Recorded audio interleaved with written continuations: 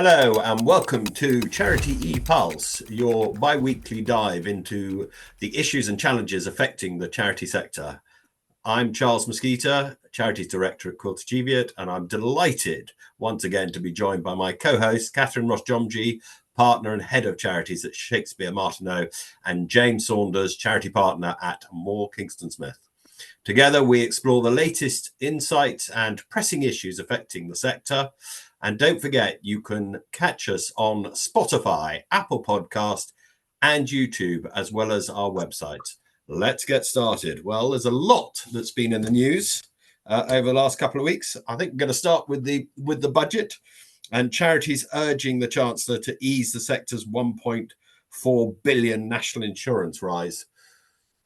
Who'd like to kick off with that one? James. So I can't find it difficult to believe that this wasn't considered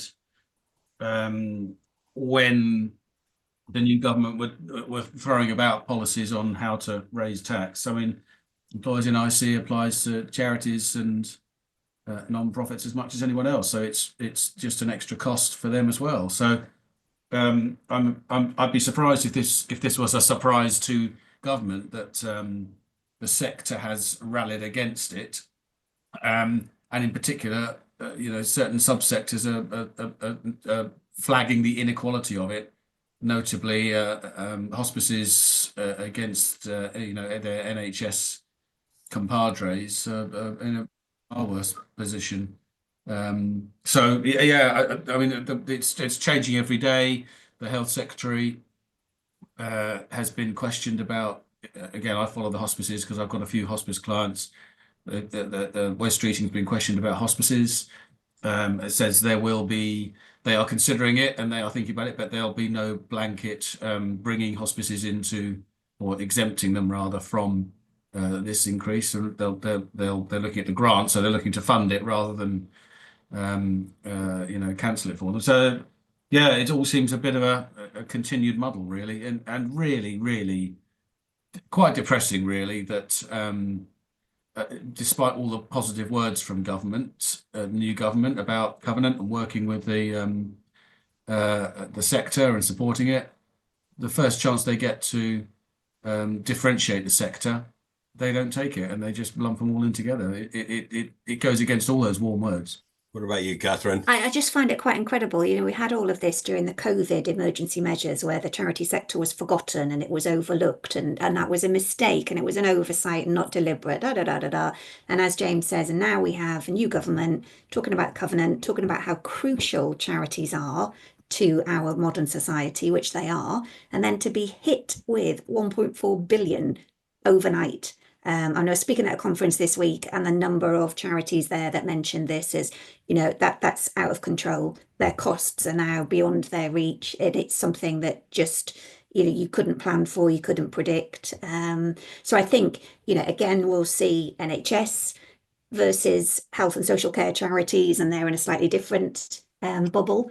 But I think for all other charities, it's not looking like they're going to be getting a grant from government. And I can't really see how the government can square that, as, all good feeling, as you say, is definitely gone out of the window at this point. Yeah, and you got it on top of the national living or minimum wage going up by a huge amount, which will affect the sector. So this is a double whammy. And you do just think, they've got one thing, is it the covenant or the compact? I can't remember that we've got coming, and government going to have a different change that relationship with the sector. And then suddenly you hit them, and you just know full well that any of the contracts that charities have got, where they're already having to subsidize government, that they're not going to have more money to make up for that difference. I agree with you. And of course, on top of that, I then spotted that the government, which I think was HMRC, published plans to stop charities from obtaining tax relief in ways that aren't intended. And that comes, I think we talked about this a year or so ago on the consultation. James, what's your viewpoint on that? Yeah, it's a shame, a continued shame. I think that consultation, as we said, probably, I mean, it might be best part of a year ago, but we said at the time, it seemed to be focused, on how to stop a tiny minority of charities abusing the gift aid scheme or tax relief schemes, rather than how to make it better or raise more money, or the four points. 3 of them were how to stop the fraud, the minimum amount of fraud that goes on, and 1 point about how to make things easier. I really took enormous umbrance at one statement, which was charities continue to not submit tax returns when asked to do so. It makes my blood boil, because I see this firsthand, and a single letter from HMRC to a charity's address, which is out of date by years, is not reasonable communication, and to try and lay that at the door of charities not being prepared to submit information. Every charity I work with is scared stiff of HMRC and falling foul of not submitting tax returns. It costs an enormous. I'll reiterate this. We've had clients in the last 6 months receive backdated claims from HMRC for 2019, 2020, 2021 year ends, tax assessed on the top line income of the entity's accounts. Your income was £20 million. The tax you need to pay us is £5 million, or and it scares the living daylights out of charity finance managers, who suddenly get this, is it a scam? Is it real? Do we really owe people £5 million? No, it's not, I don't mean easily. It is resolvable by submitting a tax return, and then you get the letter saying, oh, it's all okay, no tax, no fines, no penalties, brilliant. But that worry in between is ridiculous. And of course, every time the charity has to engage its accountants to prepare those returns, there's money in fees. I'm afraid, there's nothing is free these days. So it's a lot of time and money wasted for zero tax and zero effect. And yet they have the nerve to say, charities don't refuse to return to make tax returns. It makes my blood boil. That's me channeling my inner Charles Mosquito there. Did you? Am I right in thinking you don't have to fill in a tax return every year, do you? They just periodically send it to test. Again, a charity that is a company should, because it is a company. So it's when it's set up, it's registered. Fundamentally, the HMRC's position, of course, is that they will allow charities at their discretion, if they're companies who are charities, to not submit a tax return, but it is by exemption. It is by exception. Now, that does mean that a charity that is long established and has no trading subsidiary and hasn't got anything complex and doesn't hit any of the algorithm ticks means you can go for years and decades without having to submit a tax return. So it can get missed very easily. And that's why I say in some cases the charity, the charity address might be years out of date. So that single letter that goes off doesn't get to the right place, and then the first you hear of it is a tax return to the agents, a letter to the agent saying, by the way, your client has not submitted the tax return, here's the tax and penalty. I must admit, the first time I ever was faced with it was admittedly about 15 years ago. I turned around and said, what the hell? I rang up HMRC and said, we're a charity. Why the hell should I be filling this in? One. Yeah. And the second thing was that this isn't actually inappropriate for a charity, because I was struggling to fill it in because it had been designed for a private individual or a company. I mean, the thing was nuts. I don't know, Catherine, if you've had a viewpoint on this. Yeah, I mean, I've seen clients, the shock of receiving an HMRC letter, the fear of God goes through them. So as you say, James, to say that they're refusing to engage is absolutely incorrect. But it also just the timing of it, the tone of it, when we're talking about national insurance increases and all the challenges for charities, and that gift aid is quite a low take up, isn't it? They were talking about there's a whole missing piece there about charities could be using the gift aid scheme more and are not. And I just think it almost feels like an obsession that there is some sort of cohort that are fraudulent in this scheme. Well, there might be some, but it's not the vast majority. And when they know who those people are, then go after them. I find it that we just go round and round the houses to address an issue, and they already know which people are abusing the system and what it is they're doing to manipulate it. And it also must be very easy to see. It's very easy to see where there's a tax dodge going on with charities. If it's a new charity set up, or and it's very simple numbers going through the accounts, simple big numbers. The whichever one it was, I can't remember which what it was from a few years ago. But these are not difficult to see and spot, and I think probably the Charity Commission and HMRC between them spot them quite quickly. It seems to me it's a massive mountain out of a very small molehill. But you've got, there's three things, isn't it? So CFG, I think, or the Charity Finance Group, estimates that 560 million of gift aid each year isn't reclaimed. So put that into a perspective of claiming back 20 to 35 million a year. And of course, it's individuals that are trying to game the system. And you're always going to have that, and that's what HMRC is there. But I think, Catherine, you're absolutely right. The feeling you get from HMRC is that they think everybody's trying to cheat them out of money, and you just think, well, hold a second here. These organisations are designed for the public benefit, and 99.9% of them are doing absolutely what they should be doing. And therefore, shouldn't be treated in this way. Anyway, no doubt we'll come back to this at another later date. The other thing I picked up, Catherine, I think this one's for you, is the tribunal raised a question around whether trustees should be protected as whistleblowers. I have to say, I was a bit confused by all of this. Yeah, and obviously this is where I have to say to people, I'm not really a useful lawyer because I don't know about employment law, but this case is all to do with whether trustees are workers, which I always think sounds very, right on and power to the people, whether we are workers or because we're not employees. But the case here related to the British Psychological Society, where one of the trustees did whistleblow, and he was then subject to a disciplinary process and expelled from the society.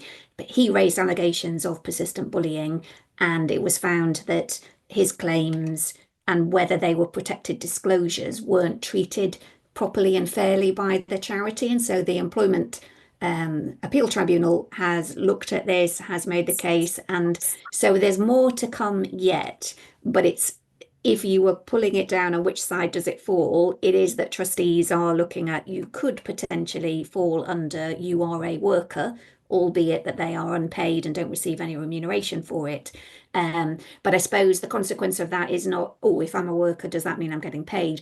It's more, therefore, the trustees would have greater rights and protections under whistleblowing legislation that are not expressly included for them at the moment. So I think there is more to come from this, and I wouldn't claim to understand all the ins and outs of it.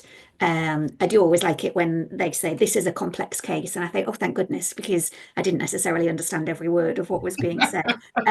So, there is more to come. But I think for now, let's just watch and wait. So it's all to do with whether trustees could be workers, and if they are, does that then give them whistleblowing protection? Well, that leads very nicely on to NCVO has claimed that there's a trustee crisis, but not due to whistleblowing, that 4 in 5 charities have at least one vacancy and small charities are most effective. Again, I think, Catherine, I might start with you here with this one. Are you finding your trustee crisis? I'm not finding a crisis. When you read a headline like that, and it's almost tempting to slap somebody and say, stop it, you're hysterical. I think it's not a crisis. Stop saying it's a crisis. If we then had 2 vacancies, what would that be? A catastrophe? And then everybody would say it's a tsunami because we're all obsessed with elevating this into an issue that it isn't. I think it plays against other issues that we see. How do you encourage trustees? How do you thank them for the time and effort they put in? How do we actually receive that help graciously rather than complaining that they're not the correct demographic to be the sort of trustee that we want? And I just didn't think this was an endemic problem. There may well be vacancies. I think charities are always improving the methods in which they are putting out calls for potential trustees, explaining to people what's involved, supporting first-time trustees. All of that I thought could have been a much more positive story than quaking in our boots that we're in a crisis and didn't realise it, perhaps. James? Yeah, I agree, actually. And I think, I don't hear many charities closing because they haven't got enough trustees. I hear charities are under threat because they haven't got enough money. I really can't see. I mean, I reckon an awful lot of the survey would have been on, yes, as it says, smaller charities. And smaller charities have always got vacancies. I mean, if you ask a small charity board, have you got enough trustees? Even if they did have enough trustees, they'd say no.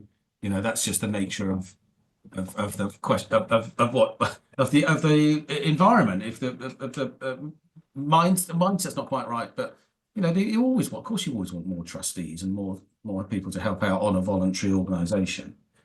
That's not what's causing the sector a problem at the moment. And I agree with Catherine. I think this is again it just moving attention away from what the real problems are, which is funding and the other pressures that we've just talked about. Yeah, I mean, it was interesting, wasn't it? Because in the article, the second part of it was all about lack of representation from younger people, from ethnic minorities and disability. And a bit like you, Catherine, I think we should celebrate those that are trustees at the moment. And we know that the demographics of that isn't necessarily reflecting the society or the communities of which we serve, but there is a definite move towards that, and that takes time to shift. And I agree with you. I think people just need to be possibly a little bit more imaginative.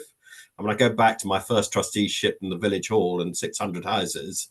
And when I came onto the board, nobody bothered to go around the village and ask anybody would they like to be a trustee and go around. And actually, it didn't take too long to find 3 or 4 people who were willing to put their hands up. So I think there are lots of people out there who want to do it. I just think they want to be asked. And so actually, you have to be proactive. And it's also worth saying, Charles, you know, charity numbers are increasing. You know, I mean, when all said, 2024 Charity Commission received over 9,000 applications to register a charity. Now, yes, as more charities, you know, needs more trustees. Okay, there'll be some dropping out as well at the other end, but you know, there are more and more charities. That doesn't really square with there being a crisis in trustees. But it just doesn't feel right to me. It just doesn't feel like the right subject to be really flagging. I tell you, the biggest issue I've had with where I'm sitting as a trustee is the number of trustees over the last 10 years that have gone from being retired to actually fully employed, and then trying to find times that suits people for meetings. That has become a much bigger issue, and something you've just got to sit down with your co-trustees and work out what works for collectively for the board. But the great thing is, of course, is that we can do it, some of it virtual and some of it in person. Although I do think that having everything virtual really doesn't work, because you can't develop the relationships that you need to in the way you need to. Going back to your previous point as well, Charles, about and Catherine's point about you know, the whistleblowing and the changing role of trustees, that is huge as well. Trustees are expected to do more and be more knowledgeable, I think, and the pressure on them is more than it's ever been, and that I think is changing the nature of that trustee role as well. So I just there's a lot of other things that are worth flagging around that, and I just think that simple numbers is a bit of a daft thing to try and focus on. Have you got anything to add to that, Catherine? I thought on a positive note, David Holdsworth, Chief Exec of the Charity Commission, put out a blog to tie in with Trustees Week. And I thought, how nice that we're hearing the Chief Exec of the Commission be lovely about trustees for a change. And he said, I wanted to take this opportunity to thank the hundreds of thousands of you in England and Wales who take on this role for the good of others. Thank you from all of us at the Charity Commission and on behalf of all those you make a difference to. And I thought, spot on. That's more of that. Yeah. Right. And I mean, you had him at the Charity Law Association conference, didn't you? And my impression is that he's very much so taking a positive approach as the new chief executive towards the sector. Definitely. As, to be fair, is Orlando Fraser, the chair. Yeah. Great combination. Yeah. No. And something we might flag, because I know that we will cover it up, but we know that the Association of Chairs is going out for consultation around a number of issues around trusteeships, which I think will draw out quite a few of these sorts of points. So something we'll do another podcast in the future. And the final thing I spotted was refusing donations. And this was the Chartered Institute of Fundraising came out with a statement about refusing donations due to conflicts that charities values results in inconsistent decision making. The report suggests. Now, I have to say, I did have to read this about 4 times to try and work out what they were trying to tell us. Catherine, I know you've had a look at this. I did have a look at this. I read the article and I thought, I have no idea. I've gone round and round. I have no idea what you're saying. The key point I took away, and probably because I'm governance obsessed, was about it doesn't work interpreting whether you should refuse a donation based on the charity's values, because that's a difficult call for a fundraising officer to make. And my whole issue with that is it is a difficult call. That's why the trustees make it. And they are the ones that adopt a policy about when we do and don't refuse donations. And as we've said before, the Charity Commission are very clear that you should only be refusing donations in exceptional circumstances. So no, I don't think we should be simplifying this down to the lowest common denominator and letting people just take a view. I thought it's complex for a reason and should be considered at the right level within an organisation. So I just found the piece, I didn't know if I was just not seeing it the way it was intended, but it didn't land for me. James? Yeah, this is an ongoing issue, and it strikes me there's always the different stakeholders in this, in terms of people within a charity and advising on charities.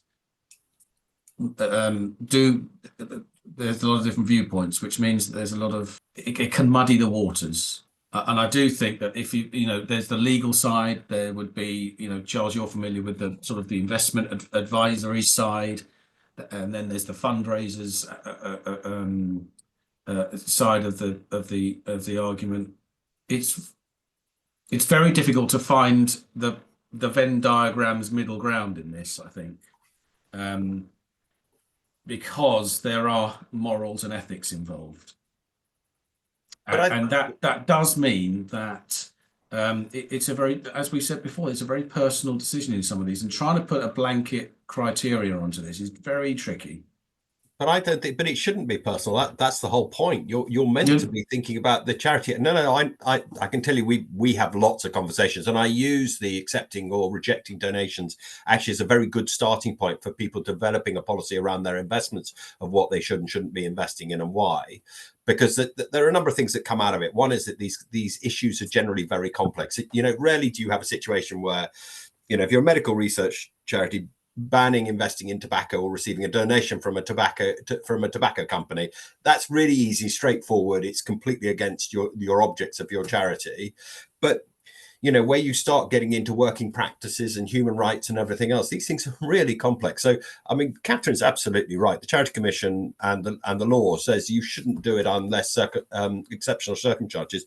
And I would challenge you on any circumstances. If you went to your beneficiaries and said, should we refuse this donation? Most of the time they would go, absolutely not. You can do so much good with doing so. And I think we're tying ourselves up in knots over this.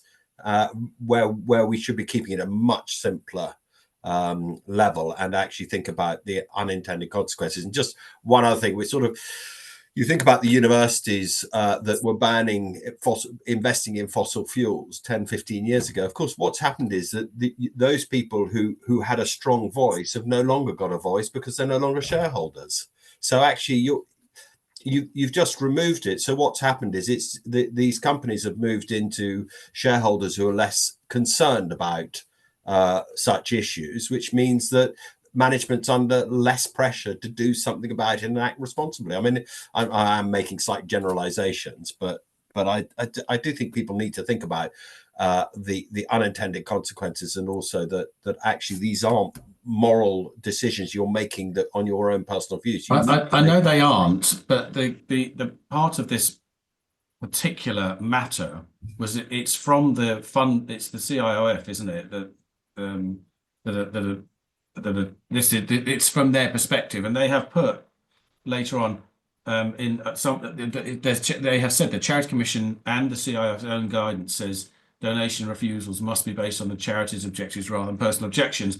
But then they say it doesn't take account of the fact that the individual fundraiser might have their personal moral obligations. And then it goes into talking about how that's managed. So that was kind of the extra element to it. I know, Charles, you're talking about the board's perspective or the trustees' perspective, or even the charities' perspective. But then there are other people. The fundraiser themselves is going to struggle to take away their personal, moral, ethical position from what they're doing, because that's probably why they're in the charity. They're doing their job anyway. I accept that, but ultimately the trustees are the ones who should be setting the policy and be very clear about what it is that's acceptable and not acceptable, not the fundraiser. I think that's what the guidance does, or this particular coverage does talk about that. But it's pointing out that extra element in there of the personal. That's why people are in charities. It's not. Very often it's not just another job. There is a calling or a personal involvement in these things. So if you're asking someone to divorce their personal feelings from their job when their job is actually one that they're in because of their personal feelings to an extent, I think that's the dilemma they're really flagging. And I can understand that, except of course, Charles, that the decision making is higher up, it should be set. Well, there we are, Catherine. We've had 2 soapboxes, James and I, on it. Do you want to have the last word? No, I think I'm going to save myself until I get really irate, and then the 2 of you won't get a word in at all. But that's a session to come, dear listener. So look forward to that. Excellent. Well, thank you for tuning in to this episode of Charity Pulse. We hope that you found our discussion insightful and certainly opinionated and soapboxy. If you have any questions or topics you'd like us to cover in the future, we would love to hear from you. Don't forget to follow us, leave a review, share our podcast with your network. Join us next time as we continue to explore the challenges and opportunities facing the sector. Until then, keep the pulse of charities beating strong.